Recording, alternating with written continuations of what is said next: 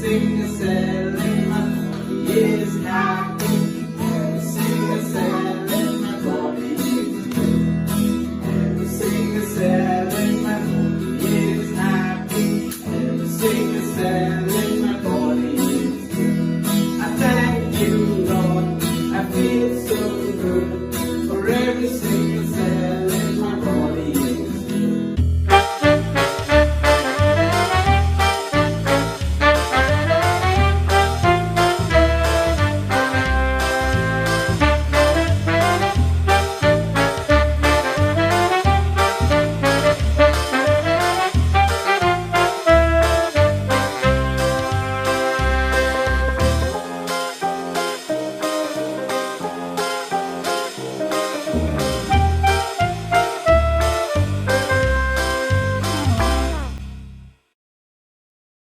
Sylvester, ये तो सुनने में बहुत ही अच्छा है और कितना अच्छा भी गाया है। हेवनली ने भी बहुत ही अच्छा गाया। हाँ, अभी तो हेवनली एक छोटे से ब्रेक के लिए गई है, पर हम लोग बस ऐसे ही गा रहे थे। पर एस्थर, क्या तुम्हें आज का थीम पता है? हम नहीं पता। अच्छा, आज मेरे पास कुछ नया है। तो हम क्या करेंगे कि मैं कुछ वाक्य बोलूंगा और तुम्हें उसमें से थीम का पता लगाना है। ठीक है, मैं ट्राई करती हूँ। परमेश्वर शक्तिशाली है। ओ, तो थीम है शक्तिशाली परमेश्वर। परमेश्वर बहुत प्रेम करता है।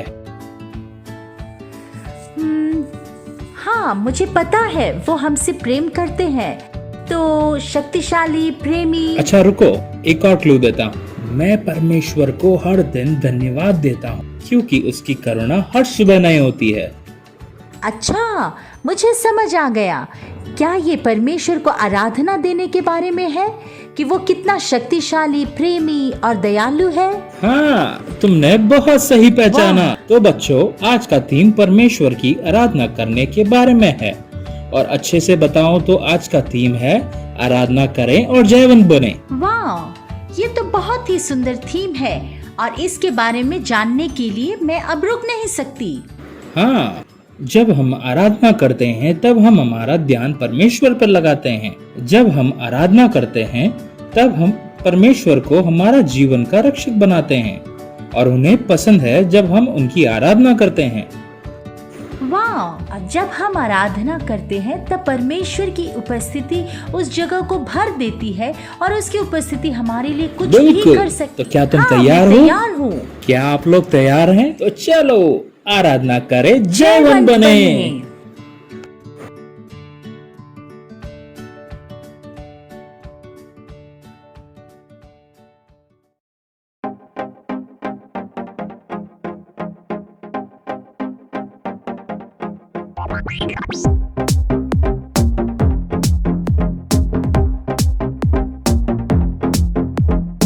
प्रभु की योजना है सही, मेरे जीवन के लिए उत्तम। जैसा हूँ वो मुझे प्यार करता, उसकी योजना का हूँ मैं भाग। प्रभु की योजना है सही, मेरे जीवन के लिए उत्तम। जैसा हूँ वो मुझे प्यार करता, उसकी योजना का हूँ मैं भाग। और मैं चमकू हीरे जैसा, उसकी तरह चमकता, रात में एक तारे समा।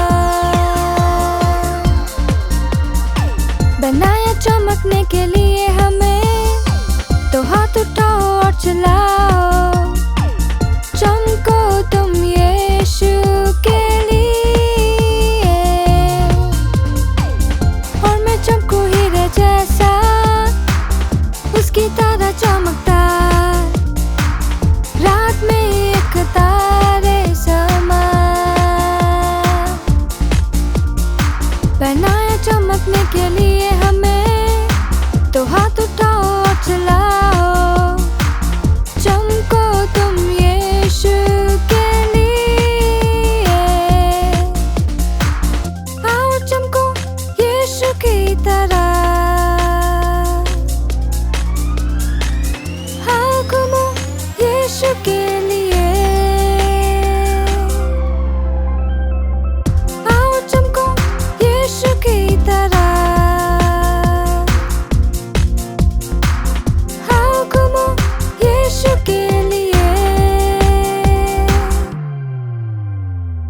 जब मैं होता निराश, जब हालात हो खराब, पर मुझे पता कौन मेरी तरफ है, यीशु मेरे जीवन का राजा। जब मैं होता निराश, जब हालात हो खराब, पर मुझे पता कौन मेरी तरफ है, यीशु मेरे जीवन का राजा।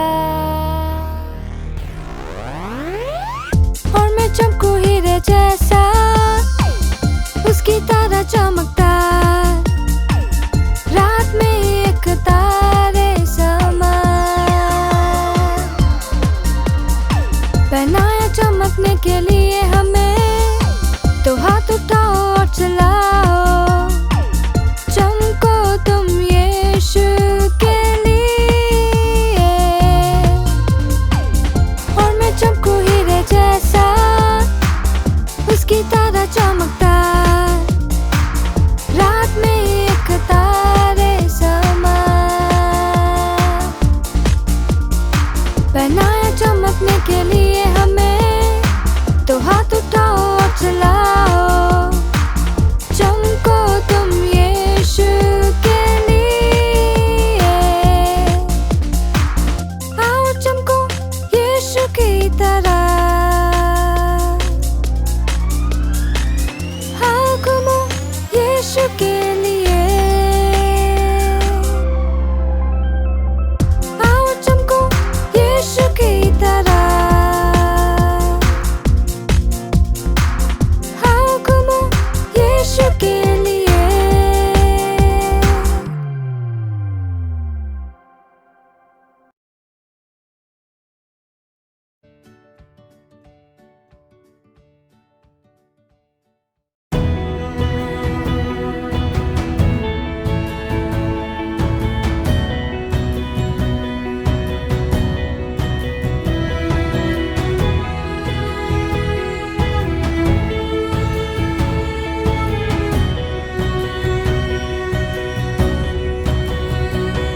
जीवन की ये नाव चलती ऊपर और नीचे, जब हो सब उदास, देखते तुम उन्हें निराश, पकड़ के हाथों को उनके, आओ यीशु के साथ हम आनंद मनाए।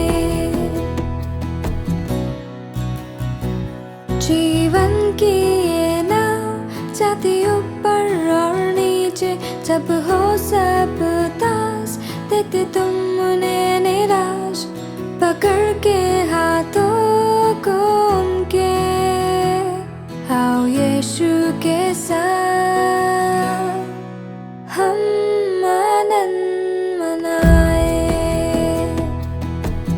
मदद के लिए हमेशा तैयार, मिटाए दुर्बलता अंदर से हमारे, प्रभु सुनता है जब तुम बुलाओ, सारे बंधन तोड़ता है। मदद के लिए हमेशा तैयार, मिटाए दुर्बलता अंदर से हमारे, प्रभु सुनता है जब तुम बुलाओ, सारे बंधन तोड़ता है।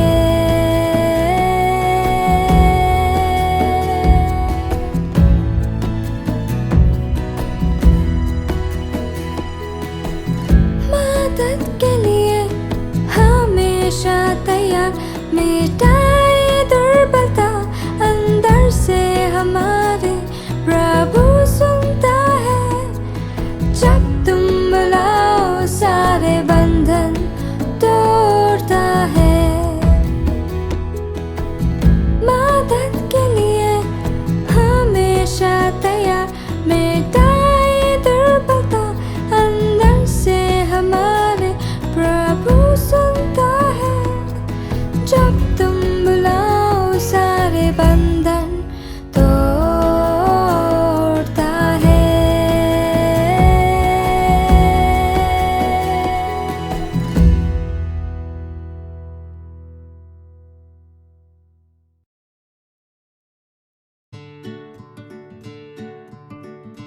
प्रिय दोस्तों, आज मैं हेवनली के साथ मिलकर एक बहुत ही दिलचस्प प्रयोग करने जा रही हूँ। और आज हम किसके बारे में सीखने जा रहे हैं? आराधना करें और जयवंत बने। तो आज हमारे पास क्या है? ये क्या है हेवनली? बहुत अच्छे, ठंडा पानी। और ये क्या है? बहुत अच्छे, ये गर्म पानी है। और ये क्या है? हाँ, ये एक पानी की बोतल है। और ये पानी की बोतल के ऊपर क्या है? हाँ, और इन सब के साथ हम आज मिलके एक बहुत ही शानदार चीज सीखेंगे। अच्छा, तो ये ठंडा पानी उस जीवन को दर्शाता है जहाँ हम परमेश्वर की बिल्कुल भी आराधना नहीं करते।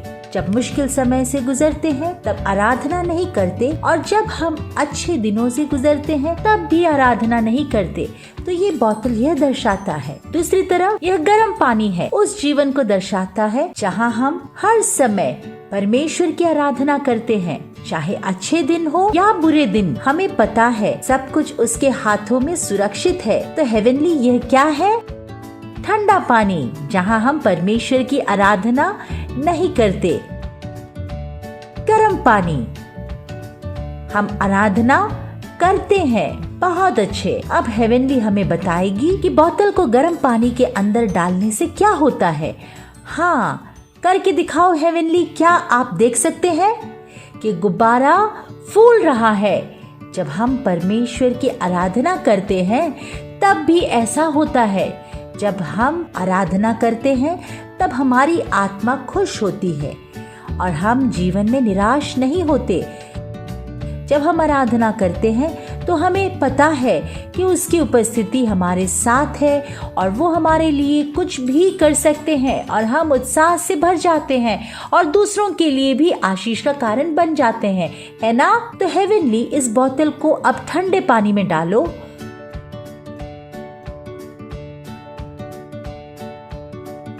उसे नीचे दबाओ। क्या आप देख सकते हैं? जब बोतल को ठंडे पानी में डाला तो गुब्बारे में से हवा निकल गई। और यही होता है, जब हम परमेश्वर की आराधना नहीं करते तब हमें कुछ भी अच्छा नहीं लगता। जब जीवन में कुछ भी सही नहीं चलता तो हमें लगता है, अरे फिर से नहीं, ये अच्छा नहीं हो रहा है।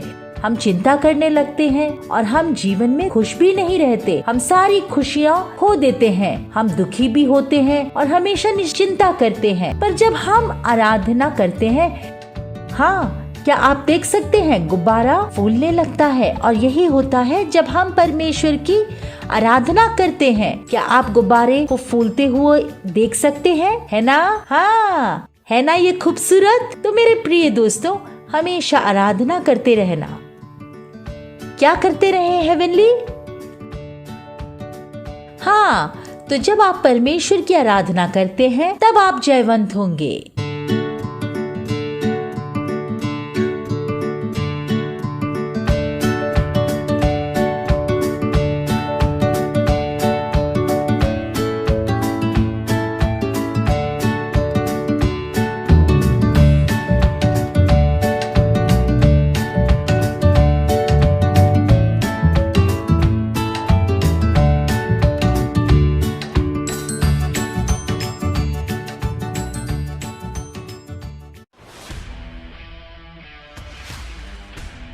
हाय दोस्तों, मैं हूँ डेफनी, एक डॉल्फिन। डॉल्फिन एक समुद्री जीव होते हैं। हमारा एक लंबा शरीर और 2 चपटे हाथ होते हैं, और हमारे पास बेहतरीन सुनने की क्षमता होती है, जिससे हम पानी के अंदर और ऊपर दोनों जगह सुन सकते हैं। और हम हमारी नाक के वायु कोश के इस्तेमाल से एक बहुत ही तेज ध्वनि निकाल सकते हैं।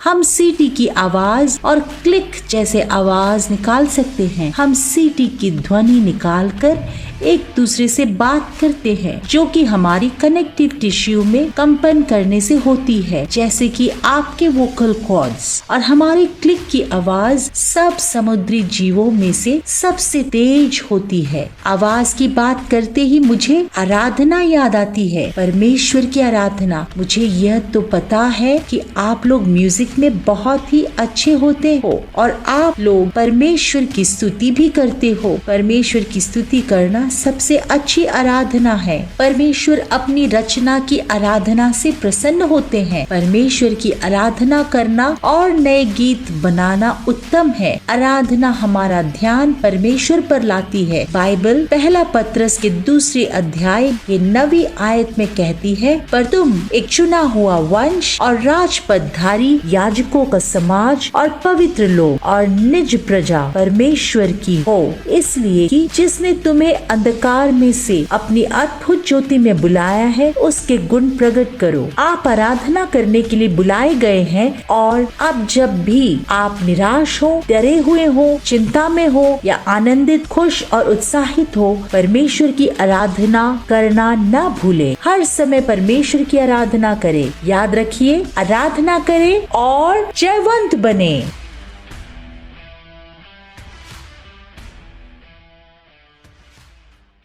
तो दोस्तों, आज हम सीख रहे हैं आराधना करो और जयवंत बनो। आज की कहानी है दूसरे इतिहास के 20वें पद से। ये कहानी एक जवान राजा की है जिसका नाम यहोशापात था। यहोशापात राजा आसा का बेटा था और वह यहूदा पर राज करते थे। वह 35 साल का था जब वह यहूदा का राजा बना। अब यहोशापात ने वह किया जो परमेश्वर की नजर में सही था। उसने बाल के पंडितों से कोई राय न ली। बाल एक बहुत बड़ी मूर्ति थी जिसकी लोग पूजा करते थे, जिससे परमेश्वर बेहद क्रोधित हुए। पर यहोशापात ने कभी भी बाल की पूजा नहीं की और उसने एशोर के सारे खम्बे पूरे यहूदा में से गिरा दिए और उसने वही किया जो परमेश्वर की नजर में सही था। वह कोई भी निर्णय लेने से पहले परमेश्वर से पूछता था, चाहे राज्य के बारे में हो या खुद के बारे में। वह कुछ भी करने से पहले हमेशा परमेश्वर से पूछता था कि क्या यह सही या गलत है। तो यह बहुत ही खूबसूरत चीज है जो राजा यहोशापात करता था और उसी की वजह से यह एक सफल राजा बना और उसका नाम होने लगा और वह अमीर होने लगा। सारे यहूदा शहर के लोग आकर उसे तोहफा बांटा करते थे ताकि वे शांति से यहोशापात के साथ रह सके। वह एक महान और शक्तिशाली राजा था जो हमेशा वही करता था जो परमेश्वर की नजर में सही था। पर उसके शासनकाल में कुछ ऐसा हुआ। क्या था वो? मोआबी और मुनियों सब साथ मिलकर आए और कहा कि हम मिलके यहूदा पर हमला करेंगे। आओ चलो मिलके यहोशापात के राजा से लड़े। तब उन्होंने एक बड़ी सेना इकट्ठी की और यहोशापात से लड़ने को चले गए। और जैसे ही यहोशापात को इस बारे में मालूम हुआ, वह चिंता में पड़ गया और वह डर गया क्योंकि सेना बहुत ही बड़ी थी। तब यहोशापात ने क्या किया हमें पता है। यहोशापात ने कुछ और करने से पहले क्या किया होगा? वह हमेशा परमेश्वर से सलाह लेता था और परमेश्वर के भविष्यवक्ताओं को बुलाया। तब मिकाएल नाम का एक नबी आया। तब उसने उस नबी मिकाएल से पूछा कि मैं क्या करूं? तब नबी ने कहा कि जब तक परमेश्वर राज करेगा तुम ये युद्ध जीतोगे, ना ही इस बड़ी सेना को देख के निराश हो, क्योंकि ये युद्ध तुम्हारा नहीं वरन परमेश्वर का है। उस नबी ने ये कहा और यही बात परमेश्वर के दिल में भी थी, क्योंकि यहोशापात ने हमेशा परमेश्वर को अपने जीवन में प्रथम रखा। परमेश्वर ने कहा, डरो मत, ना ही घबराओ, क्योंकि युद्ध तुम्हारा नहीं है पर मेरा है। तब यहोशापात ने एक बड़ी सेना तैयार की और युद्ध के लिए चला गया। और जैसे ही वो आगे बढ़ रहे थे तो यहोशापात ने कुछ लोगों का झुंड बन के उन्हें आगे चलने को कहा और साथ ही आराधना करने को कहा। और वह पूरे समय आराधना करते अपने शत्रुओं के करीब जाते रहे।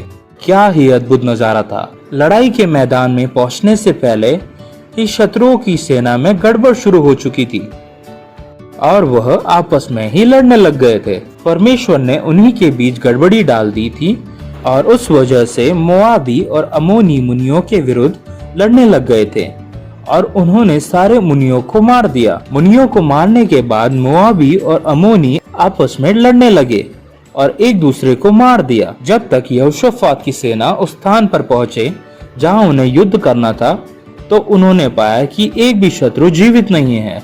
उन्होंने एक दूसरे की जान ले ली और वे सब मर चुके थे। यहोशापात को कुछ करना ही नहीं पड़ा, ना उसे अपनी तलवार उठानी पड़ी, ना ही उसकी सेना को। उनके लड़ाई की भूमि तक पहुंचने से पहले ही शत्रु ने एक दूसरे को मार डाला था। कितना अद्भुत नजारा था। जब यहोशाफात ने ये देखा तब वे सब यहोशाफात और उसकी सेना अपने घुटनों पर आ गई और उन्होंने मिलकर परमेश्वर की आराधना की और कहा, आज परमेश्वर ने हमें जय दिलाई है, तो आओ इस जीवित परमेश्वर के लिए हम विश्वास योग्य ठहरे। तब उन्होंने सारा लूट ले लिया जो शरूतों ने छोड़ा था। तलवारें, ढाल सब उन्होंने उठा ली और इतना सारा था कि उन्हें कुछ छोड़ना भी पड़ा, क्योंकि इतना सारा लूटा था। परमेश्वर ने यहोशाफात को एक लूट के समान उसके शत्रुओं को दे दिया और वे सब यरूशलेम को वापस लौट गए और चौथे दिन वे बरका की गाठी पहुँचे। तब वे रुके और यहोशाफात की सारी सेना, नबी और सारे लोग मिलकर ऊंची आवाज से परमेश्वर की आराधना करने लगे। फिर यहोशाफात वापस चला गया।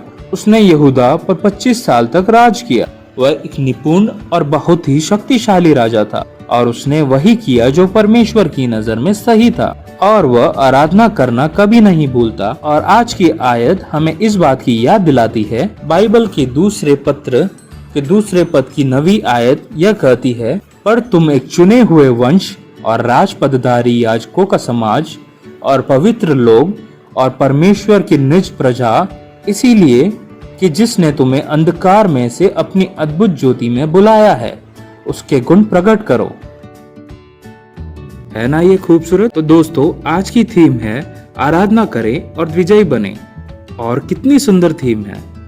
आज भी इस दिन तक जब हमारा ध्यान यीशु को आराधना देने में हो, ना कि हमारे ऊपर या हमारे हालातों के ऊपर, और जब हम परमेश्वर को आराधना देने में ध्यान लगाते हैं, तब परमेश्वर कहता है कि यह युद्ध तुम्हारा नहीं वरन मेरा है।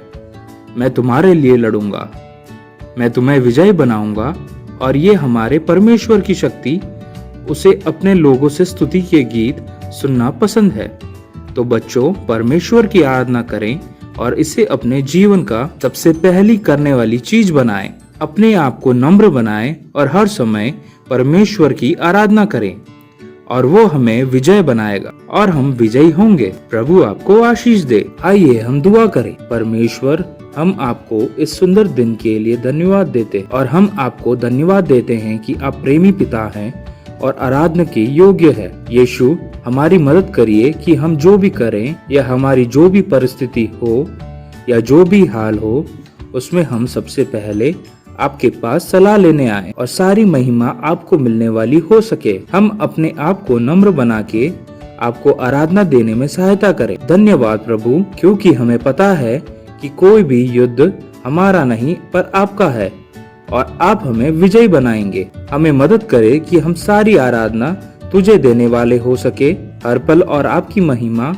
तुझे देने वाले हो सके। यीशु मसीह के नाम से आमीन। बच्चों, याद रखें, आराधना करें और विजयी बने। तो बच्चों, आज हमने सीखा कि हमें आराधना करनी है, तब जाकर हम विजयी बनेंगे। तो याद रखें, आराधना करें और विजयी बने, क्योंकि परमेश्वर हमारी लड़ाई लड़ रहा है। तो आज हमने बहुत सारी चीजें देखी। प्रयोग जिसमें कितनी सुंदर तरीके से गुब्बारा फूल रहा था जब वह गर्म पानी में था। तो जब हम आराधना करते हैं तब परमेश्वर अद्भुत कार्य करते हैं। और आज की कहानी भी कितनी सुंदर थी, यहोशाफात की कहानी, और कैसे उसने अपने आराधकों के झुंड को सेना के आगे खड़ा किया था और तब वह एक खूबसूरत कार्य हुआ। और जैसे ही वे आराधना करने लगे परमेश्वर की, तब शत्रु एक दूसरे से लड़ने लगे और वे लोग जीत गए। है ना अद्भुत? यही होता है जब हम परमेश्वर की आराधना करने लगते हैं, हमारे संकटों के बीच में भी। और कितनी सुंदर आयत है कि हम परमेश्वर की आराधना करने के लिए चुने गए हैं। तो याद रखिए कि हमेशा आराधना करना है, जब जीवन में सब कुछ अच्छा हो या बुरा, और तब जीवन सुंदर हो जाएगा और हम खुश रहेंगे। इस वीडियो को देखने के लिए धन्यवाद और आराधना करना ना भूलें। इस वीडियो को अपने दोस्तों के साथ शेयर करना ना भूलें, ताकि वे भी परमेश्वर की आराधना करें। फिर मिलेंगे दोस्तों, बाय बाय।